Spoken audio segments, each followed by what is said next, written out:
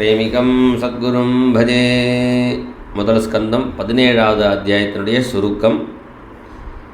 ததசப்ததசே ராஜ்ஞः கலிர்நிக்ரஹ உச்யதே தஸ்ஸீவம் வீரியபாஜோபி வைராக்கியம் வக்துமத்புதம். 17வது அத்தியாயத்தினுடைய சாரத்தை ஸ்ரீதர சுவாமிகள் சொல்கிறார். அந்த பரீட்சித்து பிராச்சி சரஸ்வதிக்கு வரான். அங்கே ராஜா போல வேஷம் போட்டுண்ட ஒருத்தன் இந்த தர்மதேவனுடைய 3 காலை வெட்டிட்டான், 4வது காலை வெட்ட போகிறான்.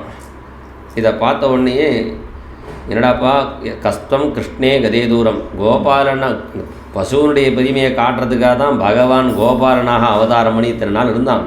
கோபாலன் கிளம்பினோடனே நீ பூபாலன் மாதிரி வேஷம் போட்டு இது மாதிரி அட்டகாசம் பண்ணுறையே, உன்னுடைய நீ யாருன்னு மிரட்டுறான். அந்த தர்மதேவதையை பார்த்து கேட்குறான், உன் காலை வெட்டினது இவன் தானா என்று கேட்க, அதுக்கு அந்த தர்மதேவதை சொல்கிறது. அது என்ன சொல்கிறதுனா, கஷ்டத்துக்கு பல காரணம் சொல்கிறா. கேச்சித் விகல்ப வசனா ஆகுர் ஆத்மானம் ஆத்மனா. பிட்சுகீதிலையும் சொல்கிறார், சில பேர் கிரகம் காரணம், 7 நாட்டு சனி பிடிச்ச சனி விட மாட்டேங்கிறது, நான் படுற கஷ்டத்துக்கு கிரகம்தான் காரணங்கிறான். இந்த கிரகத்தை வச்சு கேட்டால் நானே கஷ்டப்பட்டுருக்கேங்கிறது கிரகம். இப்படி கிரகம் சில பேர் பண்ணின கர்மா கஷ்டப்படுறேங்கிறா, போராத காலங்கிறா. சில பேர் அந்த சரீரம்தான், இந்த ஆத்மா மனசு தான் காரணம். இப்படி ஒவ்வொருத்தர் ஒவ்வொன்று சொல்கிறாப்பா. இது கஷ்டத்துக்கு சரியான காரணத்தை இது வரையும் கண்டுபிடிக்கல. அதனால் அப்பிரதற்காத நிர்தேசிய, இதை எது பொருத்தமாக இருக்கோ அதை எடுத்துக்கோன்னு. அதான் பரீட்சத்துக்கே ஆச்சரியமாக இருக்குது. என்னடா அது காலை வெட்டி நம்ம பக்கத்தில் இருந்தால் கூட இவன் தான் வெட்டலையேன்னு. ஏன்னா இது அதர்மகிருதஸ்தானம் சூச்சகஸ்யாபி தத்பவேது. இவன் தப்பு பண்ணினா அவன் தப்பு பண்ணினான்னு சொல்கிறதே ஒரு தப்பு. ஒரு ஊரில் ஒரு அம்பாள் இருந்தால், அந்த அம்பாளுக்கு இந்த கோல் சொன்னால் பிடிக்காது, அடுத்தவனை குத்தம் சொன்னான். அந்த ஊரில் எல்லாரும் கோல் சொல்கிறத பார்த்துட்டு அந்த ஊர் ராஜாட்ட போய் சொன்னால், உங்கள் ஊரில் எல்லாரும் ஒருத்தர் குத்தம் சொல்கிறா, எனக்கு பிடிக்கல, நான் ஊரை விட்டு கிளம்புறேன். உடனே இந்த ராஜா அம்பாள்கிட்ட சொன்னான், யார் யார் கோல் சொல்கிறா அப்படின்னு என்கிட்ட சொப்பனத்தில் சொல்லு, நான் அவளை தண்டிக்கிறேன். நீ அம்பாள் சிரிச்சா, நானே கோல் சொல்கிறான்னு தான் கிளம்புறேன், நீ டெய்லி என்ன சொல்ல சொல்கிறேன், நான் அவன் கோல் சொல்கிறான்னு சொல்லிட்டு இருந்தேன்னா அந்த குரூப்பில் நானும் வந்துடுவேன் கடைசியில். அதனால் தப்பு பண்ணுறவனை சுட்டி காட்டுறது ஒரு தப்பு. அதனால் இன்டெரக்டாக சொன்னதுனால அவன் ராஜா புரிஞ்சுனுட்டான். ரணத்தே குடாகேஷ யசோதரானாம், அர்ஜுனன் ரட்சணை பண்ணின இந்த பாரத தேசத்தில் நீ இருக்கக்கூடாது. நீ இருந்தேன்னா களி இருந்தான்னா எல்லா இதுவும் தானாக வந்துடும்.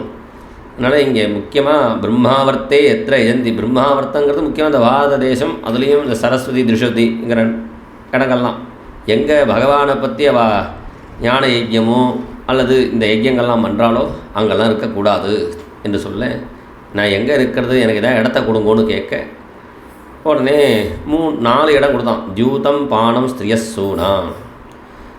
முதல்ல சூதாடுற இடமும் மதுபானம் பண்ணுற இடமும் வேசியாஸ்திரிகள் இருக்கிற இடம், ஹிம்சன் பண்ணுற இடம் 4 இடத்த கொடுத்தான்.